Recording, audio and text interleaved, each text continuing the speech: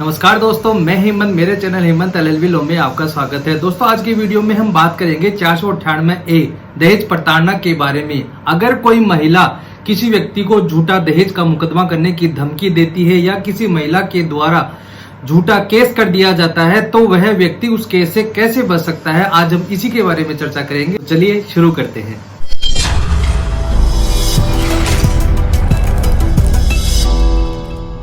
मान लीजिए कि किसी की पत्नी ने अपने पति के खिलाफ 498A का झूठा मुकदमा दर्ज करा दिया महिला थाने में। उसके बाद महिला थाने से उस पति को फोन जाता है और उसे बुलाया जाता है। अगर पति नहीं जाता है तो पुलिस के द्वारा उसे लाया जाता है। पहले तो आपको मैं ये बता देता हूँ कि आपको घबराने की कोई भी जरूरत नहीं है, क्योंकि आपने कुछ किया ही नहीं है तो आप उस झूठे मुकदमे से क्यों डरते हैं।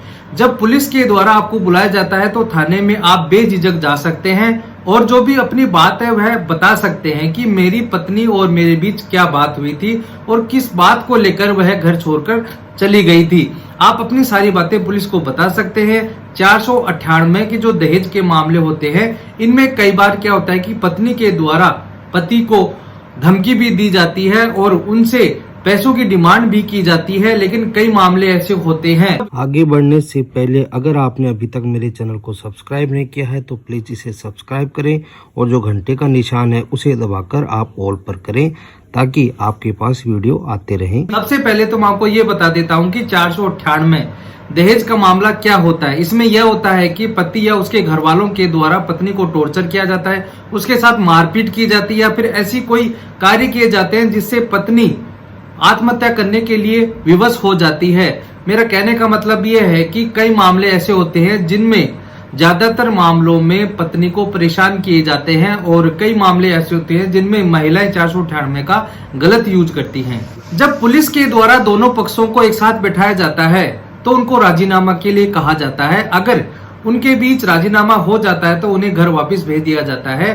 अगर राजीनामा नहीं होता है तो महिला की FIR दर्ज कर ली जाती है।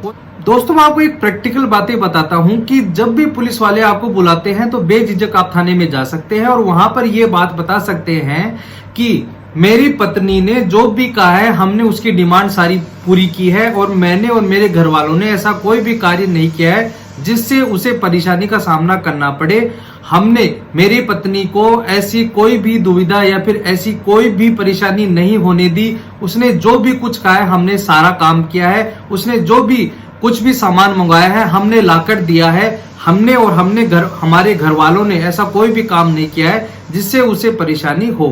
और कई मामलों में तो ऐसा भी होता है कि घर में शांति बनी रहे, इसलिए पति अपनी पत्नी को लेकर माँ बाप से अलग रहने लग जाते हैं। पति यह चाहता है कि घर में झगड़ा नहीं हो, शांति बनी रहे, इसलिए वह अपनी पत्नी की डिमांड के खातिर माँ बाप से भी अलग हो जाते हैं। FIR दर्ज होने के बाद पुलिस के द्वारा आपको CRPC 41A का नोटिस दिया जाता है। वह उन लोगों को दिया जाता है जिनका ऑफेंस बेलेबल होता है, जिनमें जमानत हो जाती है। उस नोटिस में यह सूचना होती है कि इतनी तारीख को आपको जमानत के लिए न्यायालय में हाजिर होना है और आप पर ट्रायल चलेगा। मान लीजिए कि आप पर 498A, 406 और 323 IPC का मामला दर्ज करवाया जाता है। इसमें 323 का मामला इसलिए दर्ज करवाया जाता है क्योंकि लड़की के साथ अगर मारपीट होती है तो पुलिस के द्वारा मेडिकल भी करवाया जाता है। और IPC की धारा 406 इसलिए लगाई जाती है क्योंकि जो स्त्री धन होता है उसे आपने कहीं पर बेच दिया है, खुर्द-बुर्द कर दिया है या फिर आपने रख लिया है। अगर वह स्त्री धन पत्नी को नहीं दिया जाता है तो IPC की धारा 406 लगाई जाती है। पुलिस जब आपको बुलाती है तो आप कह सकते हैं कि सर हमने इसके साथ कोई भी मारपीट नहीं की है। रही स्त्री धन की बात तो हम इसको धन देने के लिए तैयार हैं। कहने का मतलब ये है कि धन तो इसी का ही है, हम इसे दे देंगे और साथ ही मैं मेरी पत्नी को रखना भी चाहता हूँ, मैं इसे भेजना नहीं चाहता हूँ।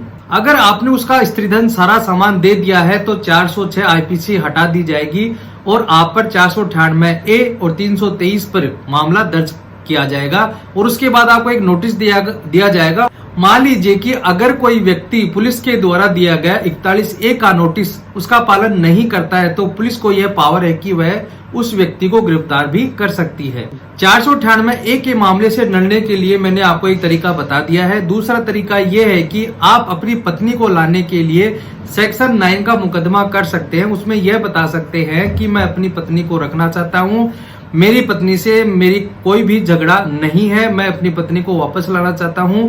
सेक्शन 9 इसमें यह बताया गया है कि दाम्पत्य जीवन की पुनर्स्थापना मैं वापस करना चाहता हूं। आप अपने वकील के माध्यम से अपने परिवार में यह लिख सकते हैं कि मेरी पत्नी रूठ कर चली गई है, मुझे वापस लाना चाहता हूं। कोर्ट के द्वारा पत्नी को नोटिस भेजा जाता है और पत्नी के द्वारा उसका जवाब दिया जाएगा। और अगर आपकी पत्नी जवाब नहीं देती है तो कोर्ट के द्वारा एक्स पार्टी कर दी जाती है। उसके बाद आपके पास एक ठोस सबूत होता है। मान लीजिए कि आपको यह लगता है कि अभी तक मेरी पत्नी ने 498A का केस नहीं किया है, वह भविष्य में कभी भी कर सकती है, तो वह आप पुलिस को जाकर वह नकल दिखा सकते हैं और कह सकते हैं कि सर मैं मेरी पत्नी को वापस लाना चाहता हूं। इसके बाद मान लीजिए कि पुलिस आपकी बात को नहीं मानती है तो आप CRPC 482 में हाई कोर्ट में जा सकते हैं और वहां पर बता सकते हैं कि सर जो मेरी पत्नी है मेरे खिलाफ उसने झूठा मुकदमा दर्ज करवाया है, मैं अपनी पत्नी को अच्छी तरह से रखता था और आगे भी रखूंगा और मैंने सेक्शन 9 का मुकदमा भी किया है, इस आधार पर मैं अपनी पत्नी को वापस लाना चाहता हूं। तो कोर्ट के द्वारा उस फाइल को तलब किया जाता है और आपके फेवर में वह डिसीजन भी दे सकती है। दोस्तों आज के लिए इतना ही। मैं उम्मीद करता हूं कि आपको ये वीडियो समझ में आ गया होगा कि आप किस तरह से पत्नी के द्वारा किए गए झूठे 498A के मामले को आप झूठा साबित कर सकते हैं और किस तरह से आप अपने बचाव में ये बातें रख सकते हैं।